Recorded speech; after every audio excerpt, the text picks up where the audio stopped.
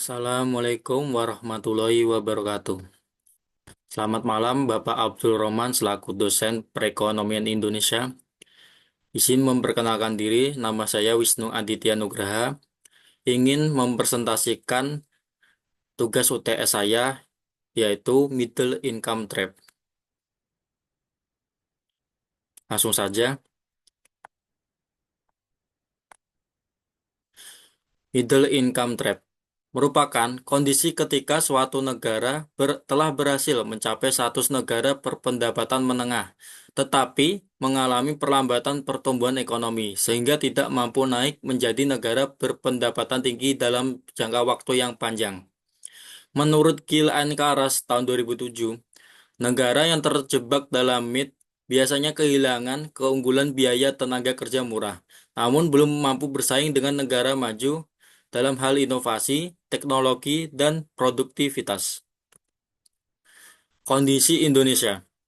Indonesia saat ini berada pada kategori upper middle income country menurut klasifikasi Bank Dunia. Posisi ini menunjukkan adanya kemajuan pembangunan ekonomi, tetapi sekaligus menjadi tantangan karena Indonesia harus meningkatkan produktivitas, inovasi, kualitas sumber daya manusia, dan daya saing industri agar dapat mencapai status negara maju. Apabila transformasi ekonomi tidak berjalan optimal, Indonesia beresiko mengalami stagnasi pertumbuhan seperti yang pernah dialami beberapa negara Amerika Latin maupun Asia selama beberapa dekade. Di sini saya akan mempresentasikan konten-konten di yang pertama definisi yang saya sudah baca tadi, kemudian sistem kebijakan, kemudian analisa, dan terakhir kesimpulan. Mulai dari pertama, yaitu kebijakan fiskal.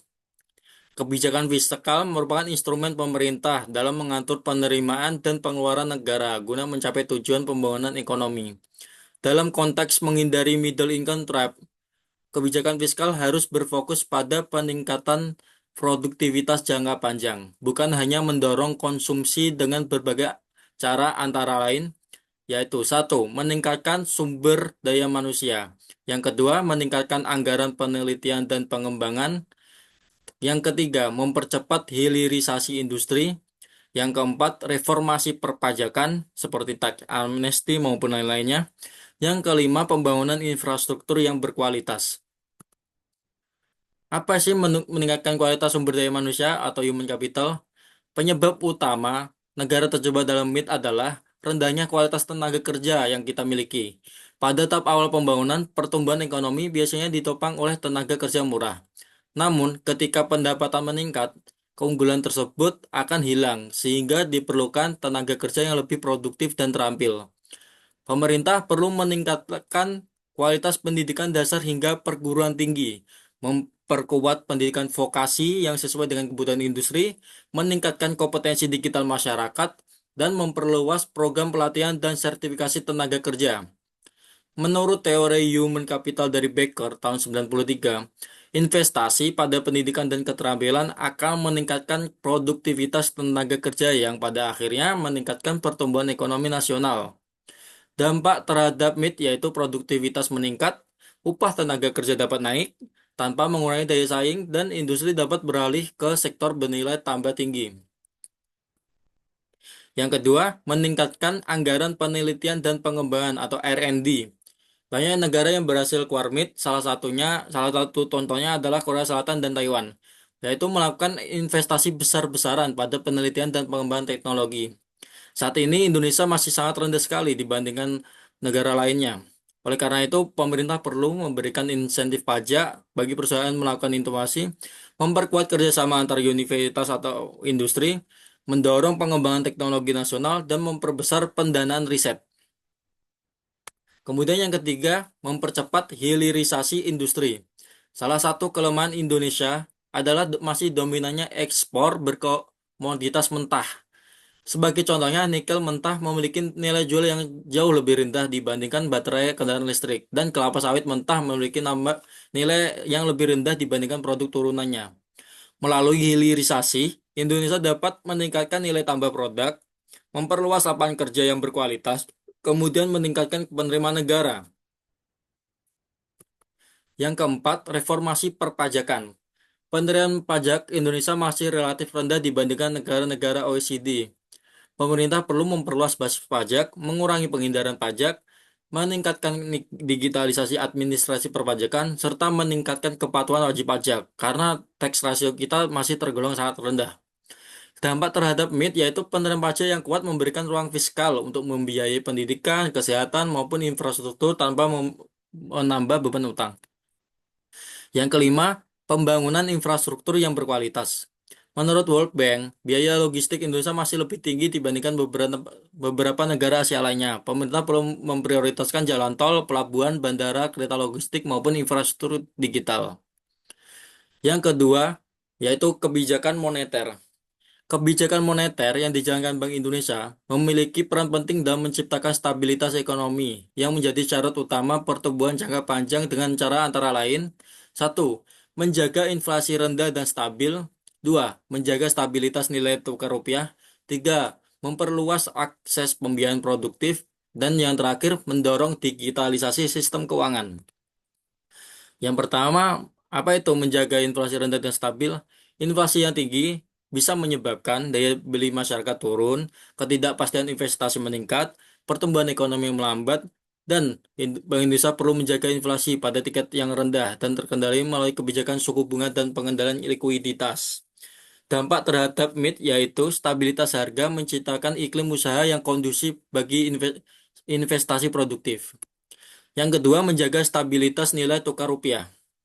Nilai tukar yang terlalu berfluktuasi dapat meningkatkan biaya impor bahan baku, menambah risiko investasi, dan memicu arus keluar modal. Bank Indonesia perlu menjaga stabilitas kurs melalui intervensi pasar dan penguatan cadangan devisa.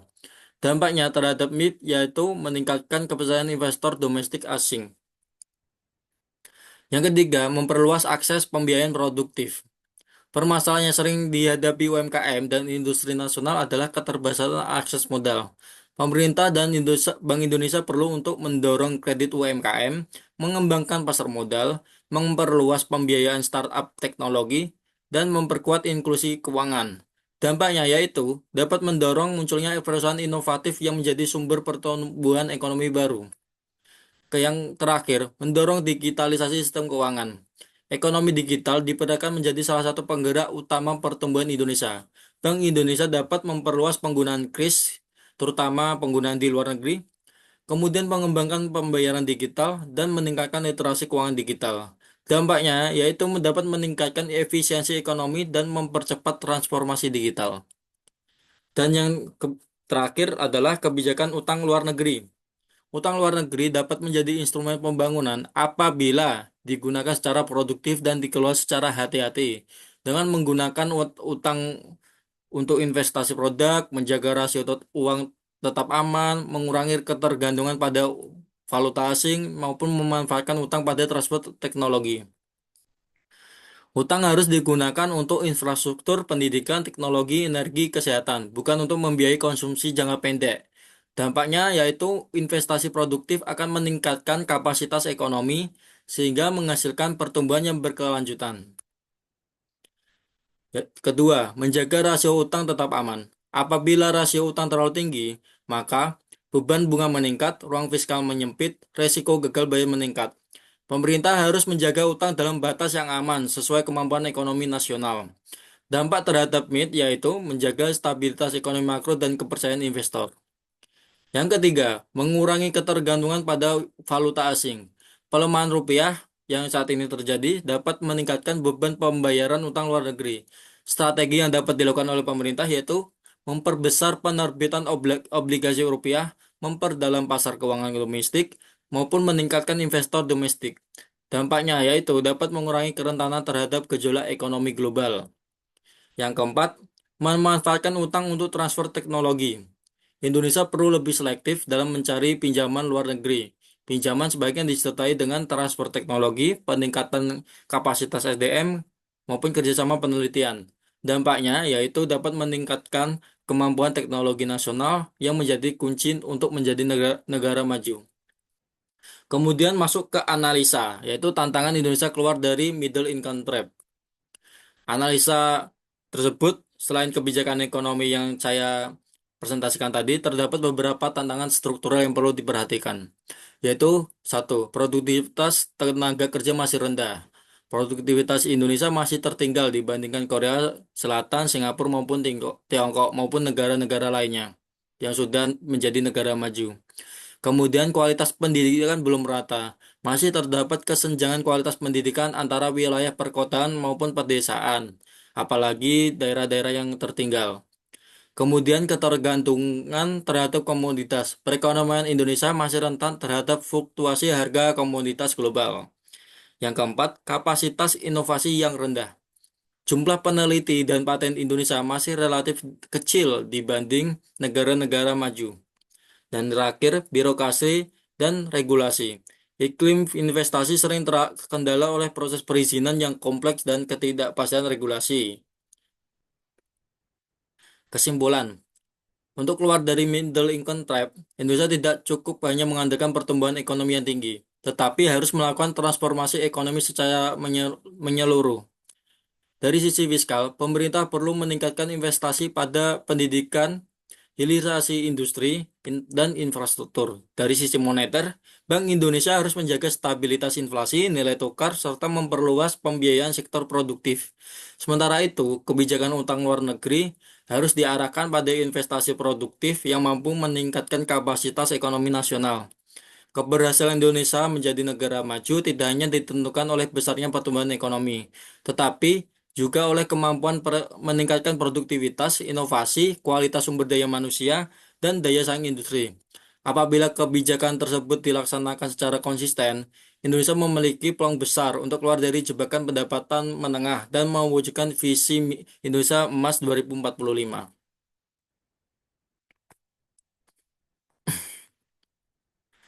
Berikut adalah referensi akademis yang saya ambil. Sekian, terima kasih atas presentasi saya. Apabila ada banyak kurangnya, mohon maaf. Wabillahi taufik walhidayah. Wassalamualaikum warahmatullahi wabarakatuh.